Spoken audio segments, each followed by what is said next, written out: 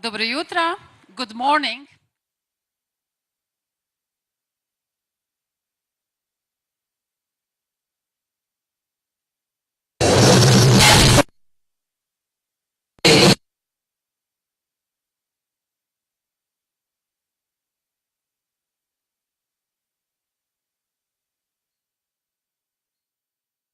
So what are the things?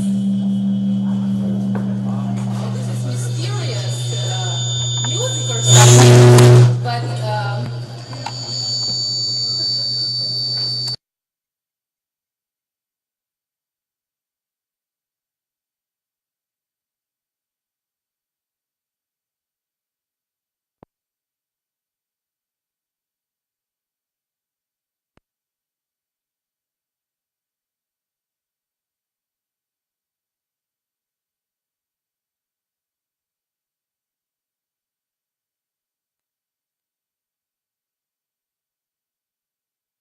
management.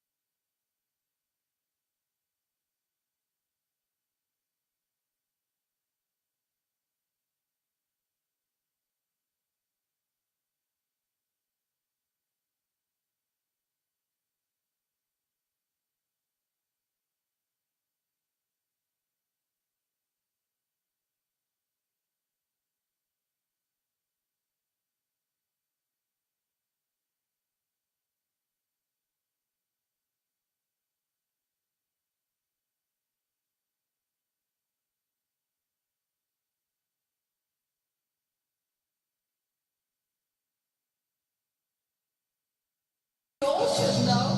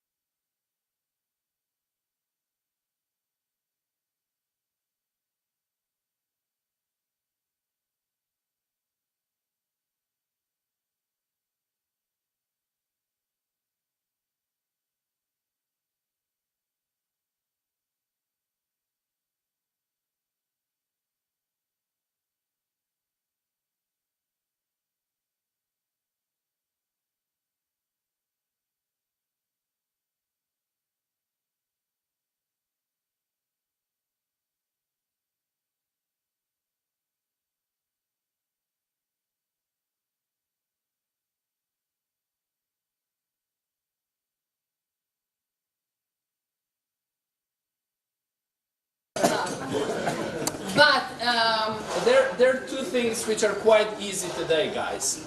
You know, Trilateral is in the town.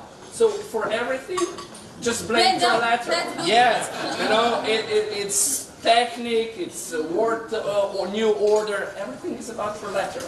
So you have a very nice excuse. But normally when, I'm working for the technology company, and whenever I come to IT department and I say something is not working, they have very simple advice. Turn it off and on. So I just hope you try that, guys. Okay, we employ about 12 people in IT department, but that advice normally works. So can I leave you up with it? But we need technology, and this is probably one thing that Giga, we now can see that we are so connected with technology that basically it can completely shut down the globe if technology is not performing. Are you afraid of that? No and yes, because we can sing, we can dance. Now they look worried, you see. We'll not do that, but I think technology is starting to work, You just need to mention singing and dancing, and that's it.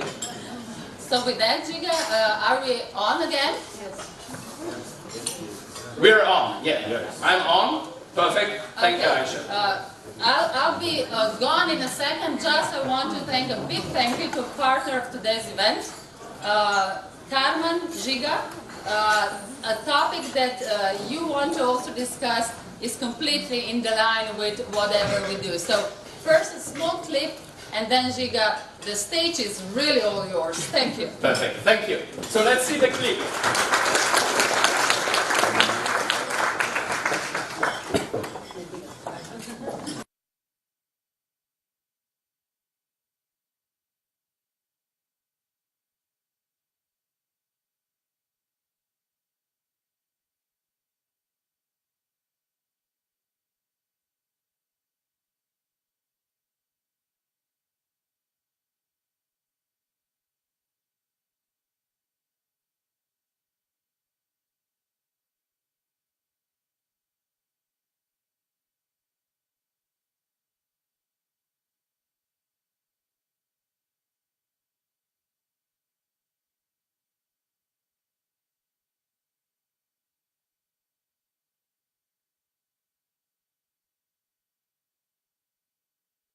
So from now on it's official. Before it was just a rehearsal.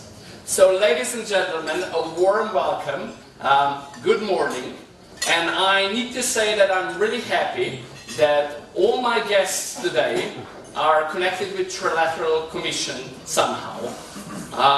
As you know, Trilateral is coming to Ljubljana for the first time in history, and we will talk about different topics today and during the weekend. So let me announce who will join me on stage, but I hope the idea will work, because Theresa May kind of like inspired us, and we decided that we'll ask their favorite song. So I'll tell who they are, then I hope the song will play. Let's see if they will do some brave moves. They skip my song, so I practice for the whole week my moves, but okay, you will see it next time. But ladies and gentlemen, I'm really proud that Claudia Olsen, who's the founder and a CEO of Exponential AB, young global leader of World Economic Forum, and David Rockefeller Fellow, is with us. Can we get the music?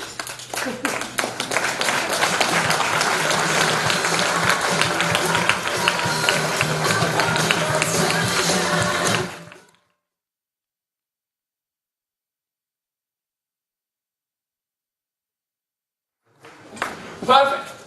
Then we have a gentleman called Hans Weyers. Hans has so many important roles, so I'll definitely skip some, but I'll tell some others. So he's the chairman of Heineken, he's the chairman of supervisory board of Inc., he's non-executive director of GSK, he's former CEO and chairman of AkzoNobel. He's also former Minister of Economic Affairs and former Minister of Finance of the Netherlands. Hans, please come on stage after the music. No.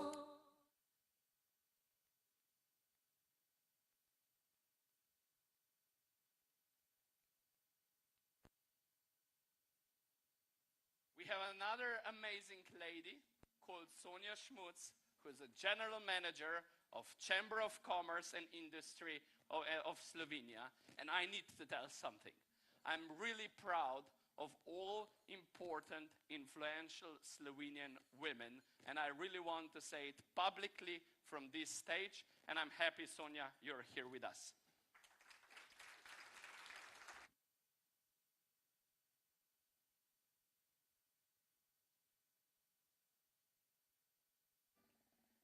And then we have another gentleman who is very connected with Trilateral Commission in Slovenia, Marko Volč, who is the first Slovenian member.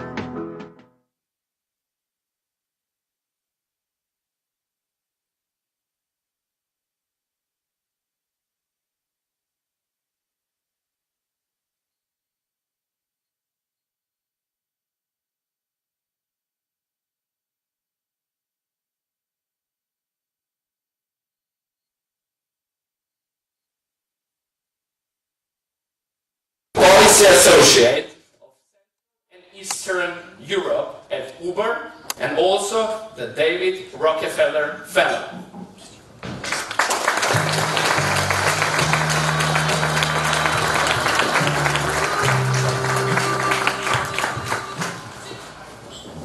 So, a warm welcome to everyone, but a special welcome to Slovenia, to Claudia and Hans. We're really happy you came here. Today we will try to travel around the world with globalization and connectivity. And we might sound like we are saving the world, but we will do our best to to be concrete with examples, ideas, and also solutions. Yes, we will talk about technology, so guys, get ready. The achievement of the industrial and information age are shaping the world, I would say, that is both more dangerous on one side and richer with opportunities than ever before. Some call it even the paradox of progress. So as you are connected with Trilateral, let me read what AmCham-u wrote. We are accelerating into a future shaped less by countries than by connectivity. Mankind has a new maxim: connectivity is destiny. And the most connected powers and people will win. What is Trilateral Commission? How would you describe it if we maybe start with you, Hans, and Marko? And I hope this microphone works. Does it work? It does not. Yeah, it works. Okay, so the Trilateral is actually all about connecting. The whole idea about the Trilateral is to bring people from business, from government, from academia, from press, all kind of areas from across the globe together with the sole purpose and duty to think about solutions for the big geopolitical, geoeconomic questions. And that on the basis of a couple of shared values about democracy, rule of law, human rights, etc. So that is what Trilateral is all about. And we meet twice a year, but these meetings are of course also the starting point for many personal relations, and people continue to be connected like we are. Perfect. Where Marko, conspiracy theory is coming in it, if you would comment that? Well, of course, Trilateral, since its inception in 1973, has always been a sore point for those who believe that whoever wants to do something outside the normal institutions, states, United Nations, is suspicious of some illegal or at least not very honest intentions.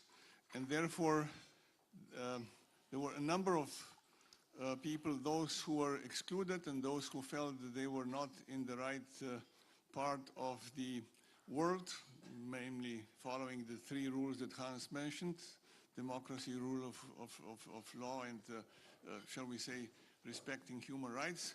We're always suspicious that the Trilateral is trying to do something which should be viewed with, shall we say, doubts, and maybe even that the intentions are not good. I would say that following what Hans was saying, We are a network in an interconnected world. We'll talk about connectivity a lot.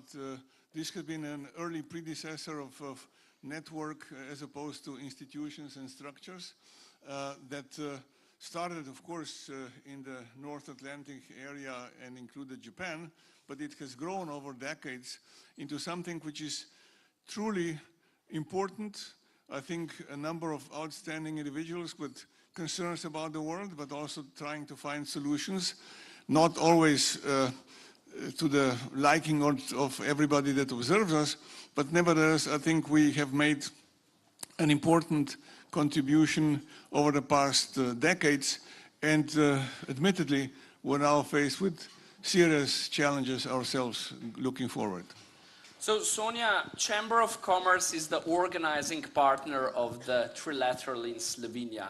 So how do you see this event as a non-trilateral member? Well, first of meeting with Trilateral is you start looking at who are the members to get, because whatever you talk, it depends on who is doing the talking. And it's an impressive group of people with immense influence just because of the positions that they were able to, not to achieve, but to be successful in the positions where they were. And with that influence and power also comes responsibility. And I see that that's what Trilateral tries to do, to use this power that is individual, but when put collectively, it's an enormous brain trust to talk about the issues that are so to core and endangering our social prosperity, in a way. So the French had the term noblesse oblige, and I think that is something that's connecting the Trilateral so strongly. Claudia and Mark Boris, before we go to the topic like connected generations, even Trilateral wants to get younger. I have this feeling, David Rockefeller Fellows, is that the future of Trilateral? I certainly hope that we have a possibility to have an impact. And looking at what we discussed in terms of conspiracy theories and the notion of the Trilateral, what I believe is that we need more platforms to meet, more opportunities to connect and bring together people that have influence that can drive impact in different areas. So the more of these kind of platforms we have, the more change we can actually achieve. And being a fellow, a young leader in this forum is really inspiring, because in the room and in this platform, we have leaders that were the ones that not only ideated, but actually implemented the foundation for the European Union, that designed systems for free trade, that truly drove some of the biggest differences and the biggest changes we have had during the past decades. So that's very inspiring for us as the younger generation to really challenge us to also address the risks we see, the challenges, and to make a difference. But I also believe that we can influence a lot the dialogues and also bring to the attention the possibilities that, for example, new technologies have, whether it's AI or blockchain, or whether it's the possibilities of the sharing economy, which my colleague Mark Boris is very much a part of. So I think we have a lot to learn, and I hope that it will continue to be a very integrated forum for exchange of ideas that brings action. I would just add that when it comes to the Trilateral Commission and all the conspiracy theories, I can only say that it's all true. Absolutely true. I would say for us, the younger members or the younger generation of the Trilateral Commission, this is an enormous opportunity to learn from the greats and to very openly discuss the subjects that define our era. Now, one of the things that is usually being criticized at the Trilateral Commission is that all the discussions are happening behind closed doors. Now, in the era of unlimited connectiveness, this actually makes a lot of sense, because people truly have an opportunity to come together and speak very openly and freely about the key topics. And speaking openly and freely today isn't something that happens often. And I think having this kind of format actually allows these people, all of us, to discuss and actually come to solutions that might be a bit controversial, but are the right ones. So I think This is one of the lessons, and I would just say at the end that we have absolutely nothing to fear but fear itself. I think that's the right time that I also greet some other members of David Rockefeller Fellow, because they sat down on the second table, and I would like that Slovenia use the opportunity to meet those incredible young Europeans. So guys, can you just wave so they will see where you are? Perfect. They are a bit tired because we just came yesterday around midnight from a great dinner, but they will get the energy, and then you will understand why they are here. So it's time for kind of like the real first topic, connected generation, and it is my pleasure and also a deep hope that we will be able to meet my dear friend Tim Schosch, who's a young diplomat and who will kind of like challenge us today. So let's have fingers crossed the technology and the voice is working, and let's see the first movie. We live in a hyper-connected world, but what we often forget is how interdependent we are because of our connectedness. Like it or not, we are in it together, for better or worse. Technological accelerations create opportunities. However, our ability to adapt to the speed of technological change is lagging behind. It opens new questions such as privacy, security, and adequate skills. How can we ensure that the future is human-powered and not machine-powered? This tweet from a few weeks ago can easily sum up our first topic. What happens when different generations have insanely wide gap of their ability to tap into the opportunities the technological development is bringing? Many of our societies are aging, and the pressure on younger generations to provide for old is growing. Meanwhile, technological accelerations give the young the ability to address many of these challenges. But question for you, how can we close the gap of understanding technology and avoid the clash of generations? I really think that Tim is betting on you, my dear panel, that you will solve the world and make the role of UN in about an hour. So let's try that. How we can ensure that the future is human-powered and not machine-powered? Hans, are you technology lover or a hater? Skip the technician problem at the beginning. But what is the role of technology from business point of view? Well, I would like to take a little bit broader than just a business point of view. I think it's a major engine. It's a potential engine of solving many of the problems we have ahead of us. If you just think about healthcare or education, there's massive opportunities. If we use modern technology the proper way, that will solve potentially big problems or already existing problems. So access to education, for instance, if you see what you can do with modern technology, but also if you see how artificial intelligence could help us to significantly improve the quality and accessibility of healthcare. Now, that is not a given, because like many of these changes, we need cooperation between business, government, science.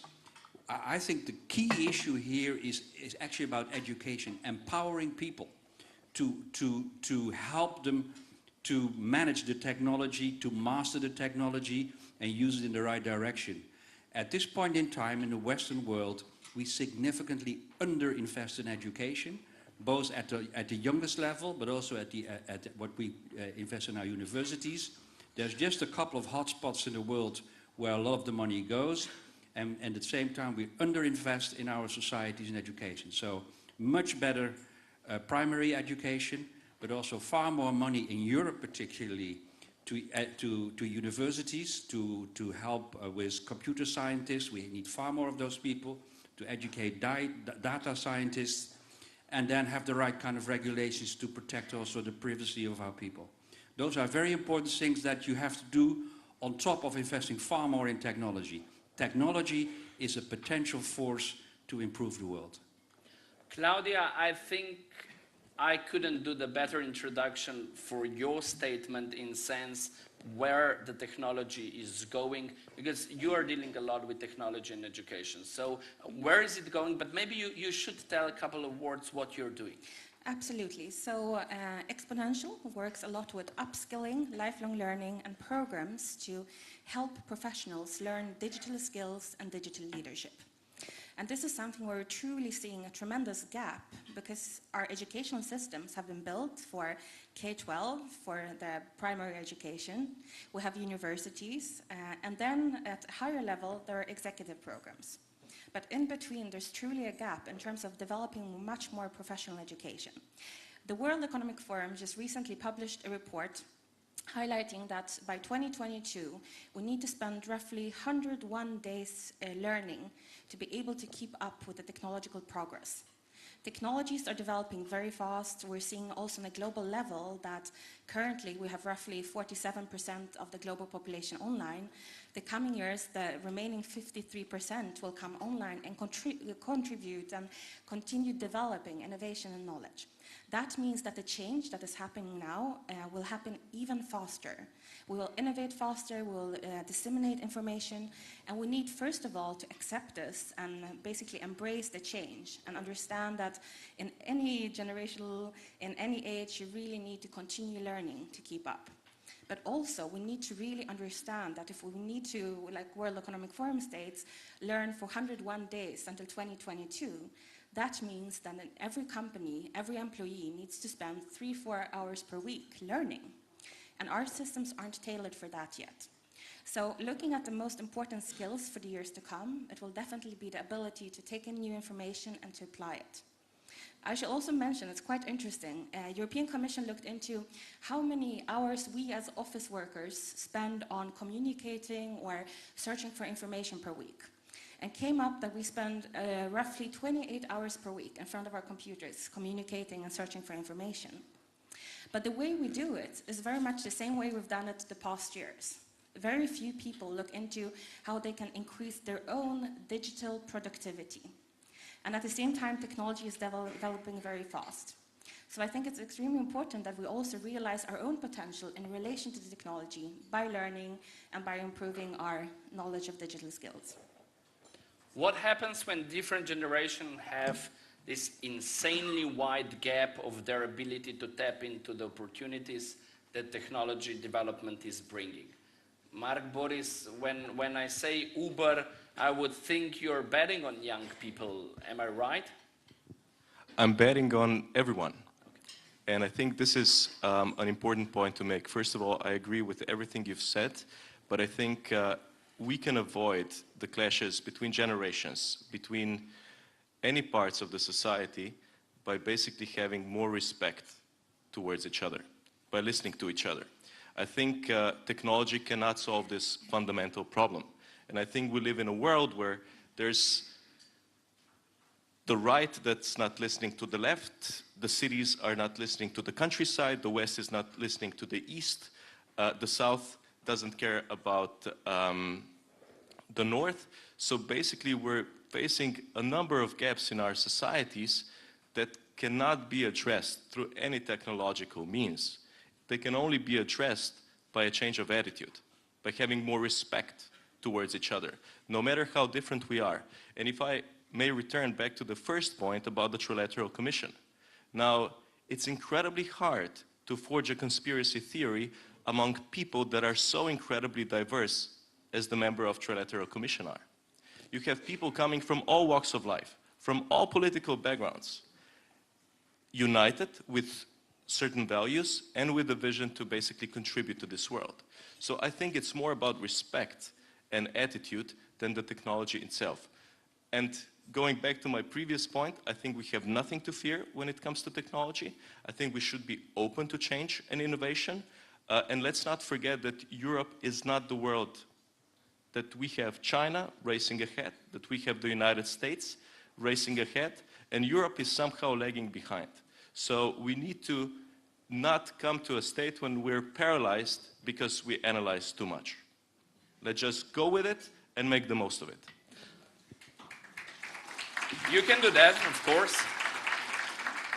Marco, if you look banking from when you started your career and today, I would say a lot has changed and probably technology has changed a lot the banking. So is it possible to close this gap, or you think the gap between the generation will become just bigger and bigger? Well, when I started banking, there was this cliche that we said that the bankers live by the 3-6-3 rule, namely that we take the money at 3%, we pass it on at 6%, and we're at the golf course at 3 p.m. Now, those days are long gone, essentially. It probably was even then a myth, but nevertheless, the banking industry, the finance in general, have come a long way. Certainly the power of banks and bankers, and I should say this with some humility, has been reduced, thank God. The asymmetry of information has been reduced, like in many other businesses, because of this connectivity and the access to information 24/7, real time, and so on. And the whole notion of what finance and banking mean has changed dramatically and will never be the same. We may have crises, we may have reversals, but finance today and of the future is not the one that we read about when you study the Rothschilds and the Morgans and all the distinguished banking dynasties and history of central banking and so on. And even banks as institutions today are totally different from where they were before. And those who don't accept that the customer truly is at the center and the customer truly is king will suffer or have already suffered. So essentially, if I look back 40 years ago and now, probably the landscape of banking is beyond recognition. You have nowadays technologies that pretty much transformed everything so that the regulators have to catch up and understand. You cannot resist blockchain. You cannot ignore fintech. You cannot somehow oppose to the idea that nowadays you have an intelligent phone like the Chinese do, and they have leapfrogged big time, and they do all the payments right there. I mean, forget about checks and credit cards and what have you. So these are things where even the older generation eventually can learn. Technology in banking and finance should be such that it's relatively user-friendly for an old man like me, or people who have not even gone through these various stages of innovation in finance and banking. And therefore, I'm in this respect optimistic. We have to be careful to find the proper balance between the regulation and the creativity. And here Europe sometimes is erring on the conservative, and therefore we are lagging behind in many respects, not only vis-a-vis the Americans, but more importantly vis-a-vis the Chinese that are really rushing ahead in popular use of finance in a very natural way. It's nothing fashionable, they just do it in a natural way. And that's where I think the challenge, since this is a European Trilateral Commission meeting, we should really look at, say, are we doing enough? I mean, there's tremendous qualities in this continent, in our values and tradition, and the, shall we say, approach towards the haves and have-nots, but we are also lagging behind and should be, to a certain extent, learning from those who are at the forefront. Sonia, maybe to conclude this topic, we would like to hear Slovenian business view on technology and also on the gap between generations. Is this a topic that is often discussed here? Well, I think that the gap between generations was always there. If we read the Cicero or whoever, they talk the same as we do now. But what changed is that we are first time in humankind history facing with so many, so fast changes in technology that it's the older needing to learn from the young, and not just older passing the knowledge to the young. So that shift is getting much more balanced. If we used to live in an era of Senate, now is the era of juvenile, if I put it correctly. And that also puts completely new aspect in how you do business, because it's not anymore the CEO, the presidents that are the smartest in the house, but it's much more leveled. People who are there for longer time have different sets of experience. They have the lifetime knowledge, and they also can be maybe a better judge of how to actually put the technology in practical use, but not necessarily understanding how that works. So and that's something that the youngsters know much better, because they were grown with it, they breathe it in itself. But coming to Slovenia, I think we're way past whether we need to digitally transform. That's ticked. We definitely are on that path. And if we look at the strategic research, innovative partnerships, which is they come out from the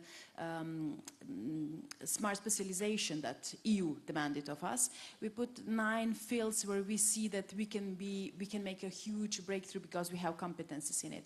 And technology is part of the horizontal of each of them. So it's also in let's say in a concept of how to develop the economy in itself, and also each companies know that they have to do something and be bold. Maybe we're not that bold in those steps. If you're a smaller company, you can be more vulnerable than if you're big and you have some money, you know, to okay, if that doesn't work, we'll still survive. If you're smaller, you have to be much more careful with your resources. So maybe that's what keeps us a little bit cautious on how fast to go forward, because if you bet on a wrong technology, well, you bet your company. Yes. Maybe just one thing. So I stopped worrying about this technology gap ever since I received a friend request from my mother on Facebook. Of course, I haven't accepted it. But I want to say, back to Hans's point, that businesses today play a crucial role in the society and therefore bear great responsibilities. And that's why I think we all salute Emmanuel Macron's Tech for Good initiative. Uber also took part in that conference and in that project. And we also pledged to basically offer social protection to all of our self-employed partners. And this is just one of the cases how basically companies must and can contribute to European social model and basically complement the rule of the state, or let's say the role of the state, wherever we can. And this is something that we should take very seriously and that we should do now. Hans, yes, but I also wanted to ask a little bit personal question to you. You are chairman of prominent companies, and what Sonia said before, how do you deal with these ignorant, proactive, I don't know how you call them, millennials, you know, the smart guys who are knocking on your doors and they think that they're smarter than you? Well, you basically tell them, go and do it. I mean, let's be very clear. I'm involved in large companies, but they compete with all kind of startups. Companies like, they were mentioned, of course, the Tencent, Alibabas, they were not on the radar screen 10 years ago. They're now the most valuable companies. Uber is another one. Amazon was declared almost dead 15 years ago, I think. So the world is changing very rapidly. So don't think that, you know, large companies, you still have people smoking cigars in their boardrooms contemplating what to do for lunch. Absolutely not. I mean, one of the organizations I'm involved in is AmCham-u. It's a large bank. We talk about what does the platform economy mean? How do we participate in that? Exactly the issues you mentioned. How do you put the customer central? With which fintechs do we actually have joint ventures? Whom do we buy, or whom do we work together on? How do we control the platform ourselves? So that's one. So we're in the middle of it. And if you're not in the middle of it, even as a large established company, you're almost dead. Secondly, about helping your own employees to empower them basically in this world with a lot of changes. You have to realize that the older you get, and that starts very early, after your 30s basically, people of that age learn basically 85% of the things that people learn is by doing it. It's not by studying it. So it is far more, it's about training partially, but far more important is how you organize your work. Do you have agile working environments or do you have classical hierarchical working environments? What are the loops in terms of learning from innovative process? I mean, all these kind of things are in the heart of those large companies that want to survive and need to survive. And thanks God, I'm part of it. It's very exciting. Good. So, but the main question might be also, do you have opportunity to do all this? So I think it's a time for a second challenge, and connected by equality. Let's listen to Tim.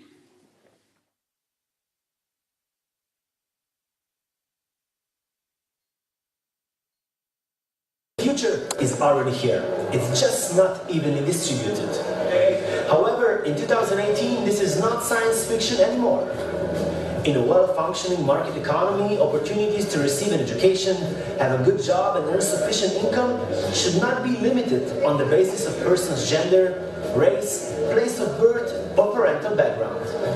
But what happens when a person's potential to succeed in life is simply determined by the lottery of birth?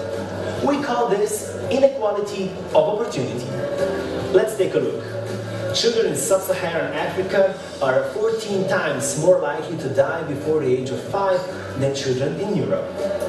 In most countries, women earn only between 60 and 75% of men's wages for the same work. Less than 6% of the value of a chocolate bar reaches cocoa farmers. So the question for you is, what do we need to do to create a world that will provide equal opportunities for all? So, lottery of birth, said nicely Tim. So, maybe a bit personal question, Claudia, but have you ever thought about how your life would be different if you were born outside Europe? Absolutely. I've lived in India, Singapore, Germany, France, Poland, and the US, which has always brought me the question, what would that mean if I was born in these countries? And something I'm really contemplating a lot is how we should make sure that technology doesn't become a great divider, but actually an equalizer. And it's quite interesting. I had a few interesting experiences the last 2 years.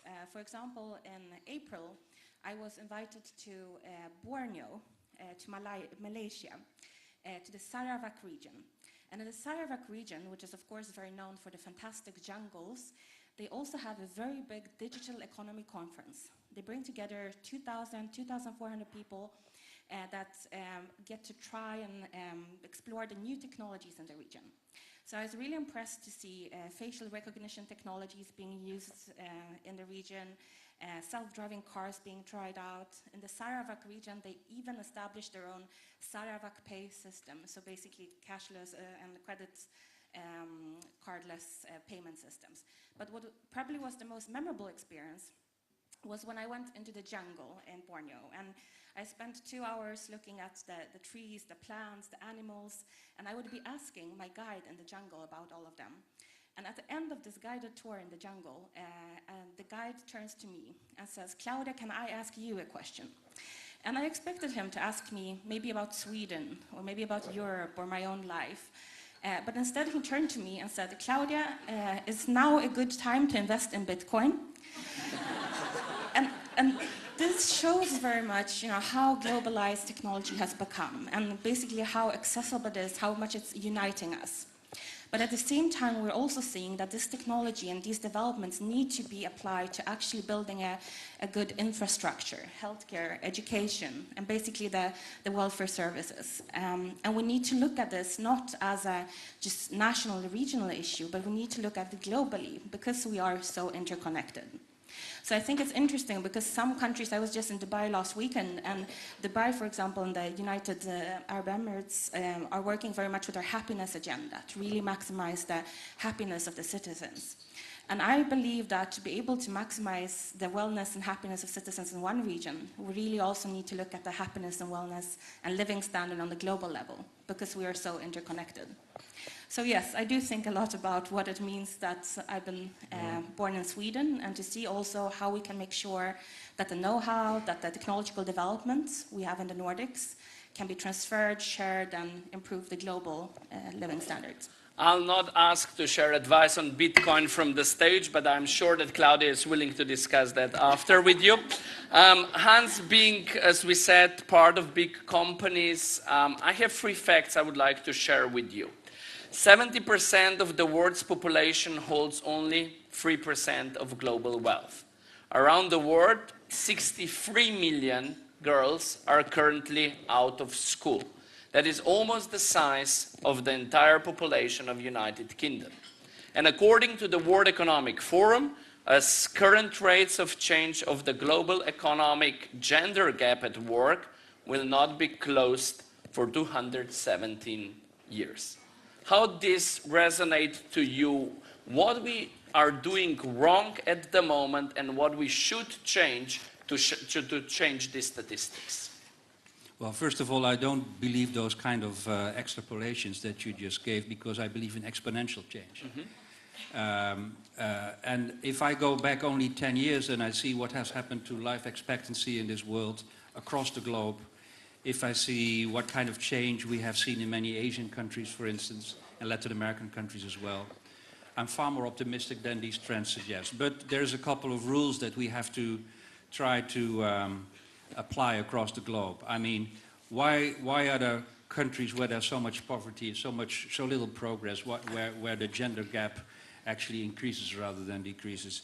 It has to do with good governance. It has to do with democracy. It has to do that there is competition among political parties or political institutions to get the vote of the people. That property rights are actually guaranteed. That there is sufficient education, investment in education. Those are the kind of basic rules that create the conditions for significant progress. If you then add technology to that, you see exponential growth, exponential change and improvement. So much is about creating systems in the world that actually force countries not to allow the kind of backwardness that still exists in many of these countries where these things happen. So it's basically creating the right kind of institutional conditions, and then making sure that the money does not go into a couple of pockets, but actually goes into investments in the future of those countries. And then I'm absolutely convinced we'll move in this direction. And as I think we have a moral duty to be an optimist, I think that's where we're going. Perfect. So Marco, what Hans said, is it possible that individuals, but also groups, and especially the governments, will kind of like renegotiate their expectations on one another to create kind of like, let's say, political new order or new society in area where the empowered individuals and also rapidly changing economies are? Do we need to create kind of like a new world order, or we just sit and follow the status quo? Well, I guess neither of the two are particularly appealing, because a creation of a new world order requires very radical changes that usually happen through deep economic crisis or wars. As we all know, if you look at the cases when you have an ascending power and a descending power, and we are just witnessing something like this now, very often it ends up in conflict, which may redistribute in a radical way all the, shall we say, inequalities of the world, but at a tremendous cost, human life and of course suffering and so on. So accepting the status quo is obviously no option either, because it leads us to where we are now. We have nationalism, we have 1% versus 99%, we have differences between gender and generations and so on, and something needs to be done.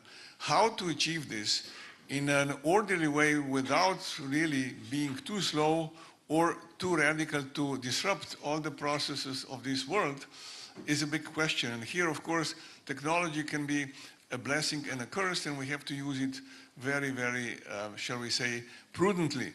Whether we have the wisdom is a big question mark. Whether societies, leaders, and everybody around this world can find the modus operandi of how to address these issues is, to me, a very big question. Expecting that somebody will do this for us is an illusion.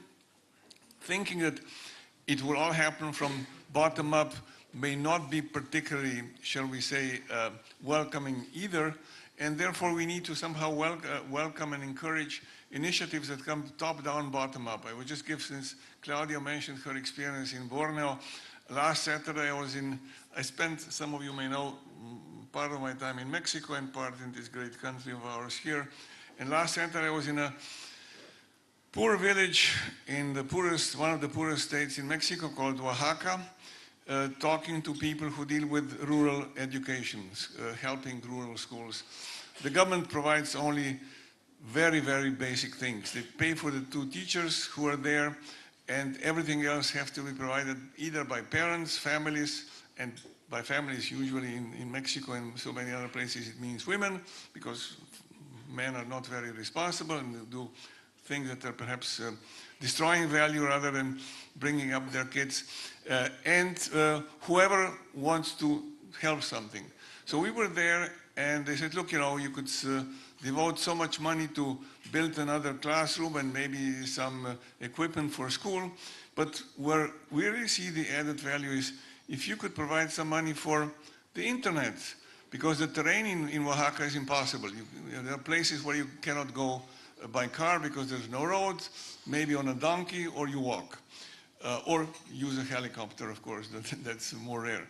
So if we connected, the lady says, all these various schools in a territory which is next to impossible to access, kids will have access to all the information that is needed to reduce the inequality gap of opportunity.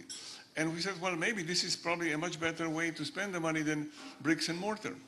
But it was their initiative, it was their thought, and we also said, of course, if you are going to provide everything else, if you, the mothers, families, will take care of the proper use of this, we'll be happy to do it. And you can just see in the eyes of these kids how excited, how eager they are, and there's no multitasking, nobody looks at their little phone, they are just playing and eager to embrace the future. So in this respect, technology can do wonders, but there has to be political will and determination to do these things.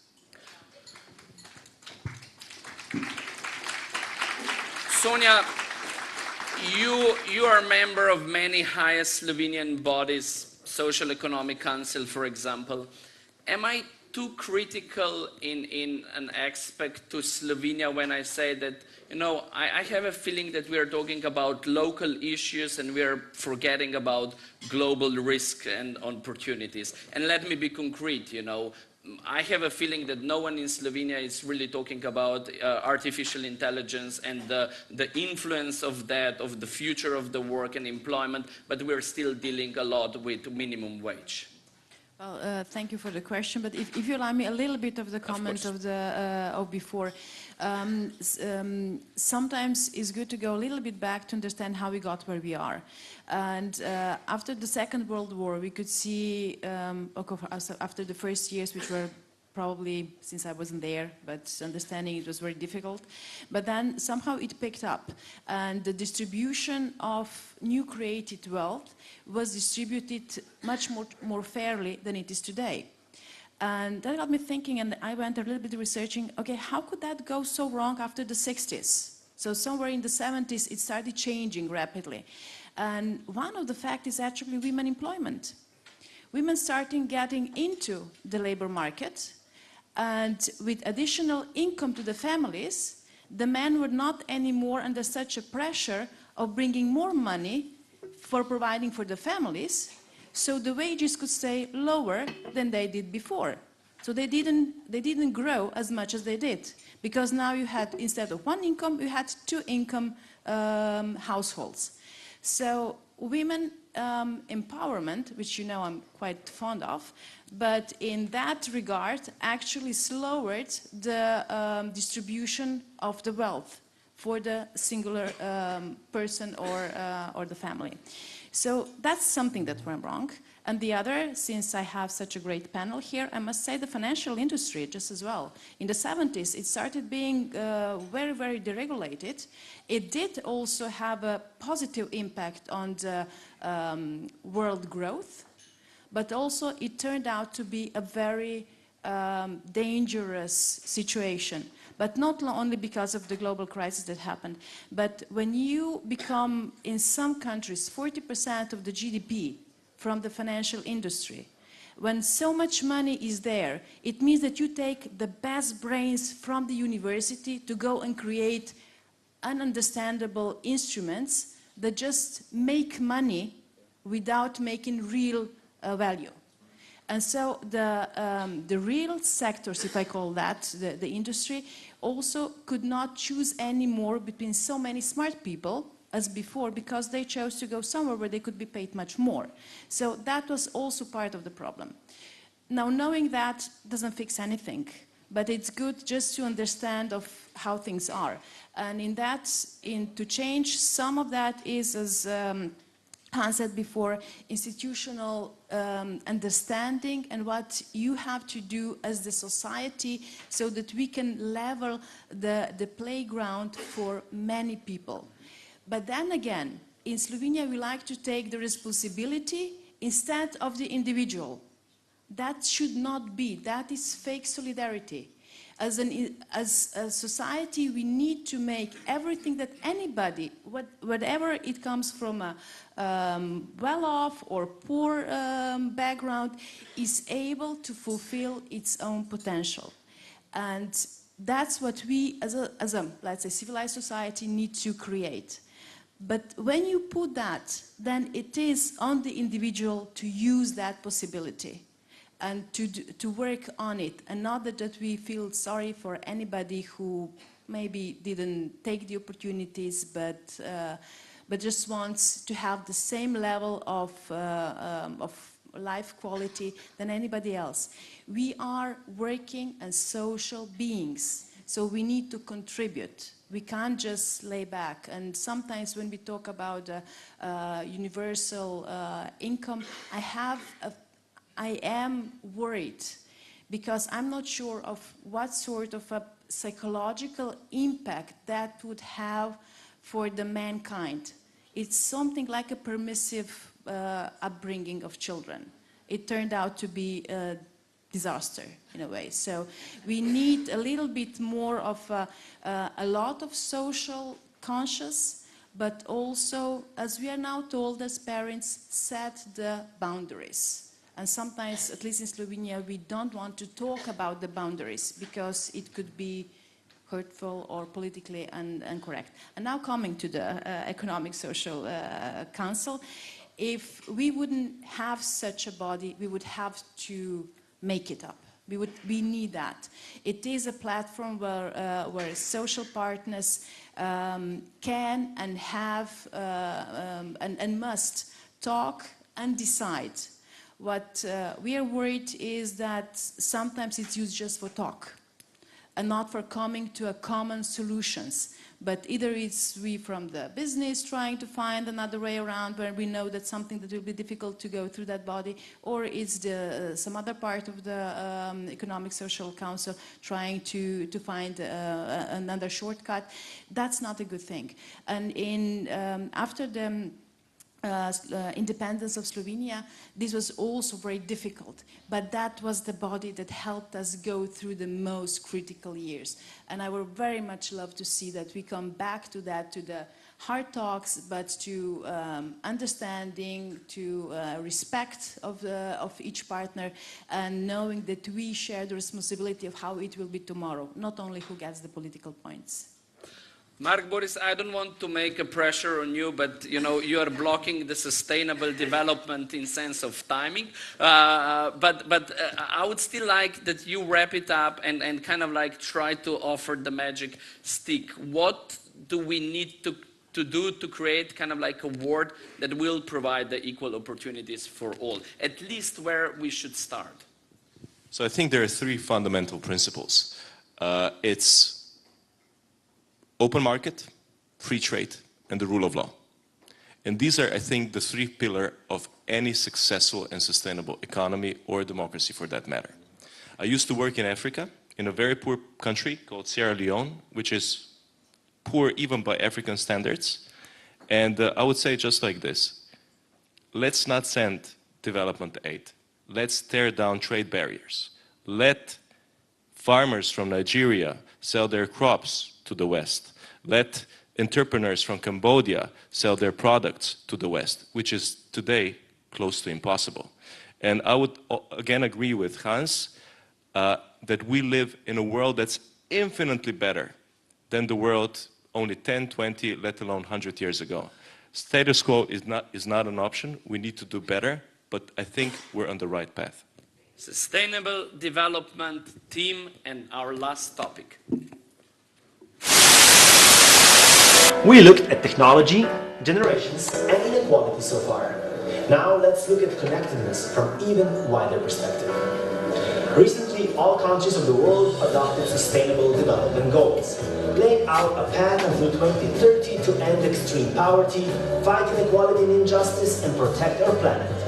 We are all in agreement on where the world needs to go. Fulfilling these ambitions will take an unprecedented effort by all, governments, civil society, and businesses. Global goals want to connect economy to the people, decouple economic development and pressures to the environment, and leave no one behind. And businesses globally have an important role to play in this effort. The last question today for you is, how can companies contribute to this global ambition? So I'll follow up with this question. Generally, for these topics, I have only 3 questions. We'll finish up what Trilateral is bringing to all these topics, if we started. And then, Aisha, you will see if you will open the Q&A in sense of timing and everything. So the business role, is it increasing? It's becoming more important? Is it doing the right things? Who will start? Actually, I think this is an area where business is leading. In reality. So there's, of course, we have all the conferences around the globe where we talk about climate change and we talk about circular economy. Where it really happens and where it's really big changes is in the companies, actually. And that's where you see the advantage of having, goal-oriented organizations, not political, where people are used to be actually, accountable for what they promise to deliver. And I see that, here with Heineken, for instance, LASCO in this country, Union, where we see how water usage being reduced significantly ahead of global targets. When I see how we reduce carbon dioxide, how we improve road safety. In my previous role as CEO of AkzoNobel, we were able to completely change the mindset around waste. Waste is actually raw material. Think about how you use it, and actually you see that you benefit the company because rather than you cost, you see revenues, and you significantly reduce waste. So if there's one area where business is really leading and sometimes screaming for help from governments to further accelerate, if you think about the climate problem, we will not solve it if there's not a global price somehow on carbon dioxide emissions. So if there would be, even if there would be a European system, an American system, as long as you have a price on carbon that gradually increases, you see magnificent opportunities. Business knows where to invest in the future to reduce the emissions. We just need some support from governments that should stop talking and actually create the right kind of regulations. Well, I'm glad that Hans opened this because it's not always that we could claim that business is at the forefront of progress and making this a more sustainable world, but I agree with you that lately we have come a long way and should be quite proud of what business, following criteria, objectives that are not that different from the previous decades, but using the approach that is much friendlier to the environment, we have done. And it's also sad that at the same time we have governments who perhaps 20, 30 years ago were the ones saying, well, we better do something about it and businesses should follow our lead and initiatives, are to a large extent, in many instances, lagging behind. So basically it's a disconnect between business community worldwide, including the Indians and the Chinese, who were the big polluters, and they now realize they have to do something about the planet and its future.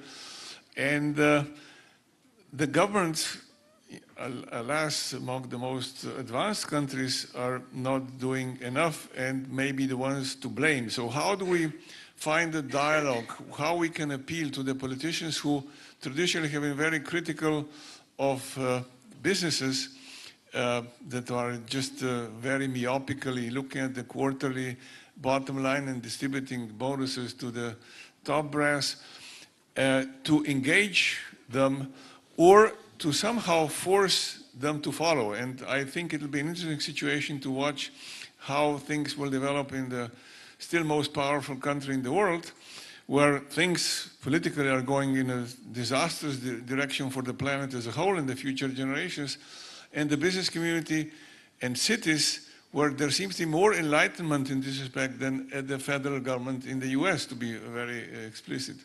And I think we should continue and not be discouraged by some drawbacks that clearly we can take in the business community a longer term view and perhaps a more responsible attitude than politicians who have to subject themselves to political cycles, electoral cycles, and so on. So overall, I think it's quite encouraging, and I hope we can continue this way.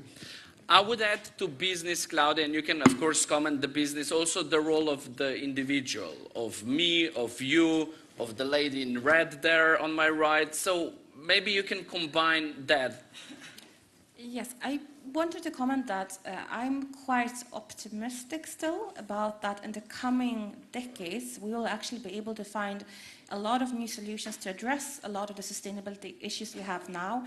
And one of the contributing factors is that, for example, we are rapidly in exponential pace developing our opportunity to harness the power from the sun through solar power, for example. So the price is decreasing faster than exponentially, basically. There are innovations happening in Cambridge, Israel, about actually developing solar panel paint, basically windows that are able to capture solar power, which means that potentially the energy price will be going towards zero.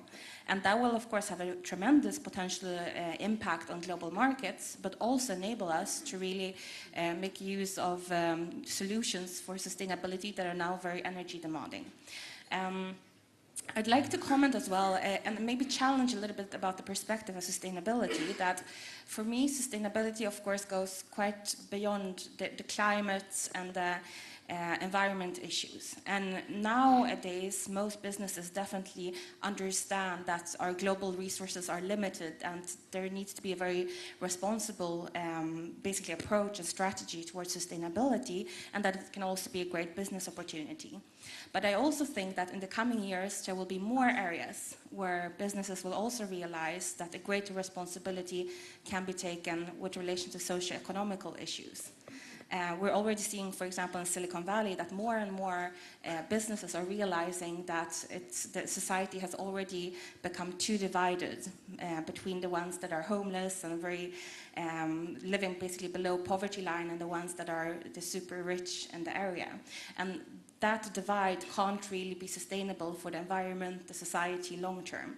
So it will be extremely positive to see that more companies also address even more issues in the sustainability work.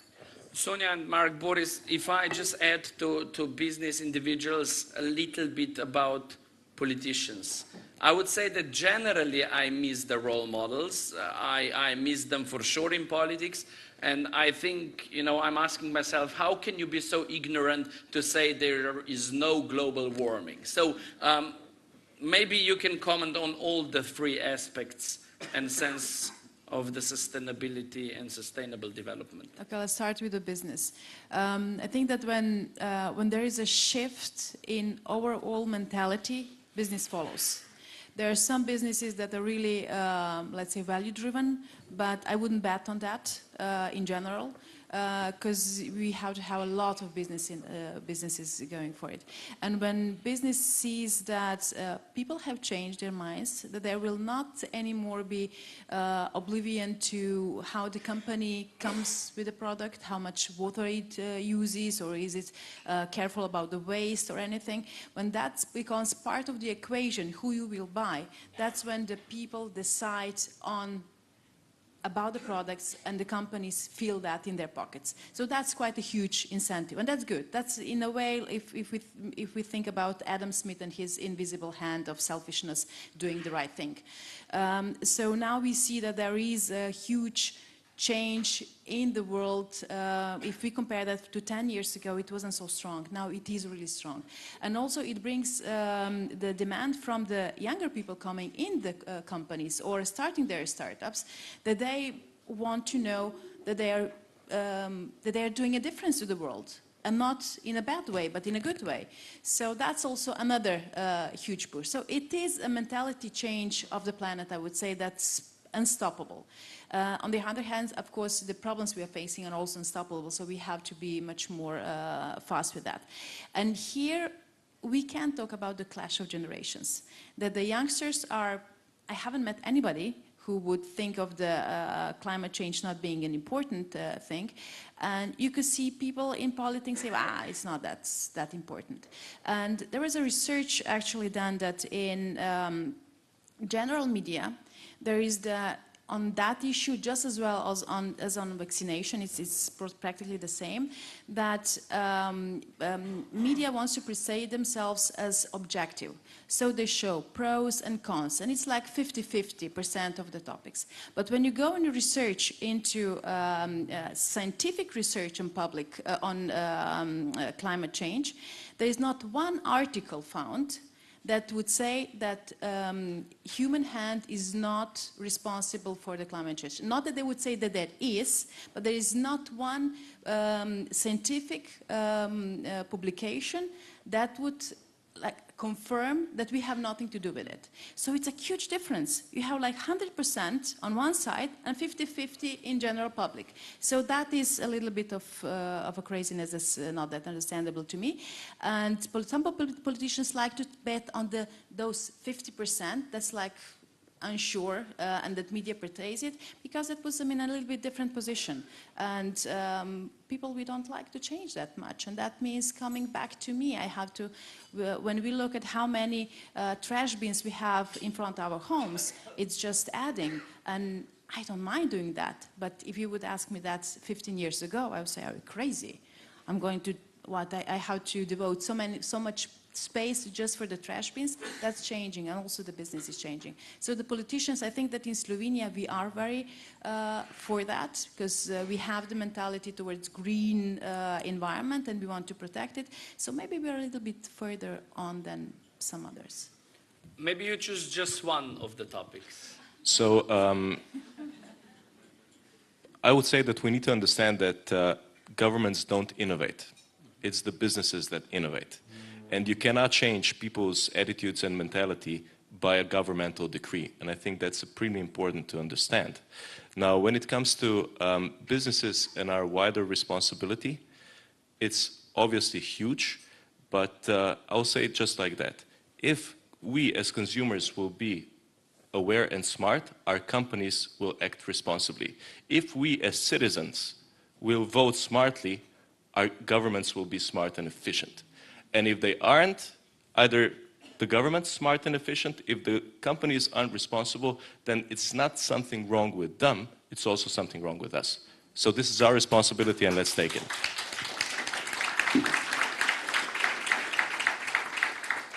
We haven't saved the world, but I think we brought an interesting and global debate to Slovenia.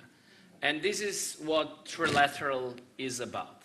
And because the microphone didn't work before, we should give the last word to Aisha Vodnik, who's running this AmCham here in Slovenia amazingly and is creating the podium for the global debates. So Aisha, please.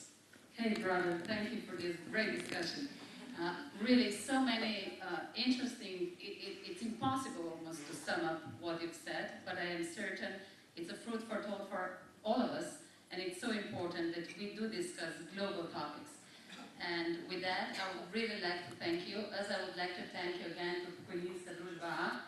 And Carmen, I know your company is really corporate responsible, also to telling us that we should be not only corporately responsible, but also responsible as human beings. So with that, we'll see the last clip, and I thank you all, especially to the great panel.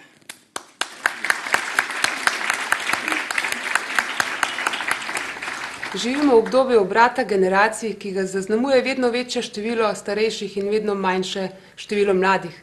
Spremenjena razmerja povečujejo pritiske na pokojninske, zdravstvene in seveda tudi druge sisteme, zato je razprava o posodobitvi medgeneracijskega dogovora nujna, če želimo vsem generacijam v prihodnje zagotoviti primerno blagostanje. Če smo bili še posebej v Sloveniji v preteklosti navajeni, da je država poskrbela za naše pokojnine, se moramo danes zavedati, da del odgovornosti za našo prihodnost leži tudi na nas samih. Prva stvar, ki jo lahko naredimo za svojo prihodnost, je že ta, da izkoristimo edino davčno olajšavo, ki nam jo država omogoča, to je olajšava za pokojninsko varčevanje, ki jo kljub možnosti znižanja dohodnine izrablja le 4% zaposlenih v Sloveniji. Želim vam okusen zajtrk in zanimivo debato o moči sodelovanja med generacijami.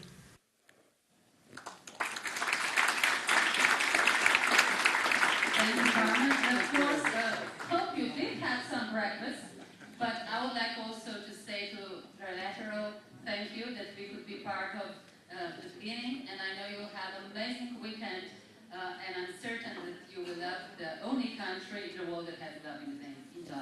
Thank you. Thank you so much. Thank you. Hvala. Super. Hvala. Zdaj z veseljem.